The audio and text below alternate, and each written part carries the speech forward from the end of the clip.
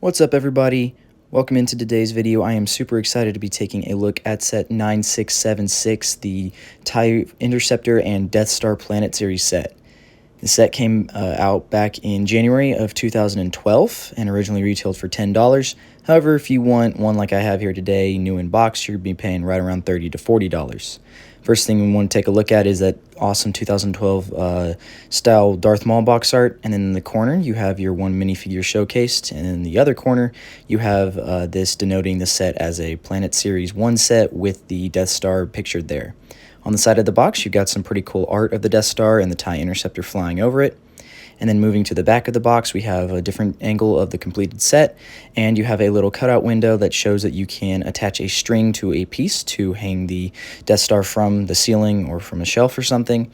And then in the bottom left corner, we have the other Planet Series 1 Naboo set, and then in the bottom right corner, we have the Planet Series Sebulba's Pod Racer and Tatooine set.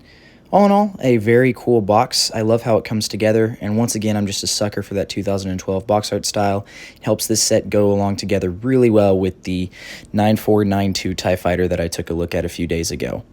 Alright, having taken a look at the full box, I'm going to crack this bad boy open. Like I've said, I've never had a Planet set before, so I'm kind of interested to see how this one opens up.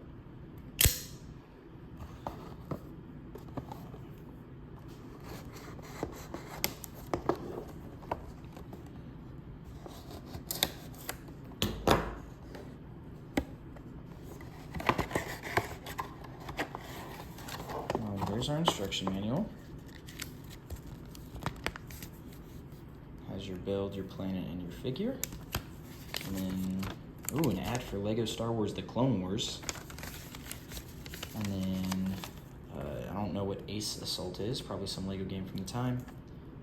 These look like the January 2012 figures. Yeah, the January, because it has the TIE Fighter minifigures. And then the January sets. The TIE Fighter being one that I reviewed.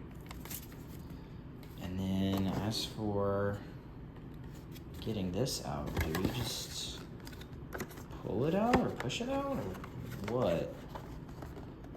I don't want to destroy this box. Let's see, I guess I could open this as well down here.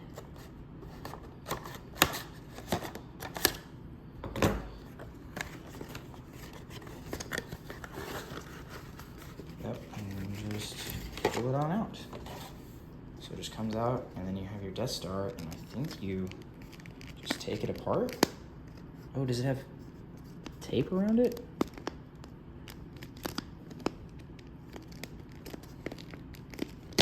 Ah, there we go. We have our bags of parts in there. And then that just clips together.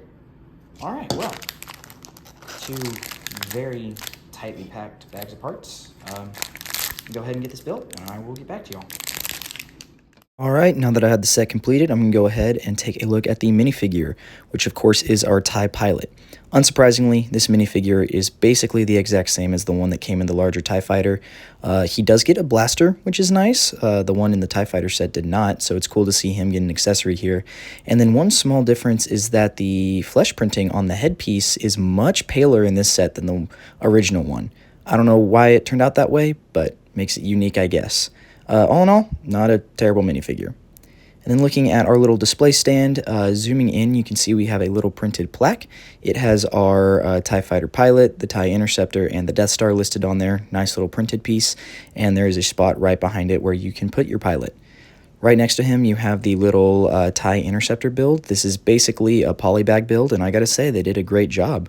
Zooming in on the details, you can see there is a printed cockpit piece. I think that looks really good. All in all, the ship just has some great shaping, especially on the wings. You can see it has the gray striping and the guns represented on the ends of the wings. And then just looking at the back, you can see it just all comes together really nicely in a really good shape. So all in all, I like our little TIE Fighter pilot and TIE Interceptor / display plaque combo. I think it works pretty nicely. What you are looking at right now is still, to this day, the only complete, fully covered version of the New Hope Death Star LEGO has ever made. Unlike the Return of the Jedi Death Star, which has had a few sets show it paneled up, this is the only time it's been represented in its full spherical form. I gotta say, it looks great. There's a ton of wonderful panel detailing molded into the sphere, making this the most unique planet set, and you even have the large cutout for the giant dish that shoots the super laser. At the bottom, you have a little stand that keeps this from rolling away. And then at the top, you can see that little piece that you can run a string through so that you can hook it in and hang it from a ceiling, which I bet kids really enjoyed.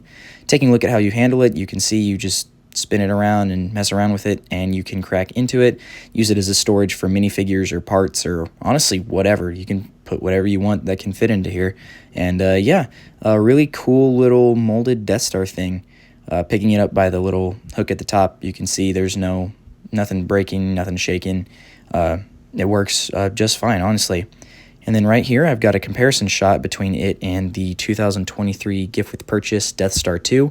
You can see it's a little smaller, but you can see how much more accurate it is because it's all molded in two pieces as opposed to being built out of parts. So yeah, that's pretty much all this set has to offer. This is the first LEGO Planet set I've ever owned or built or interacted with ever, and I gotta say, while it's a cool concept, I don't really see any worth in buying these to build them. I honestly think they're cooler in the box as a little novelty display item, but out of the box, I don't really see what you can do. The TIE Fighter minifigure is not really all that cool, and the TIE Interceptor is a nice build, but I mean, it's a little polybag build. It's not super displayable, and then I know it's cool to hang planet sets from the ceiling as a kid, but I don't ever find myself doing that with this Death Star. I really just wanted to take a look at it because it was Death Star related, and you know, the huge UCS Death Star just came out. It's a cool set.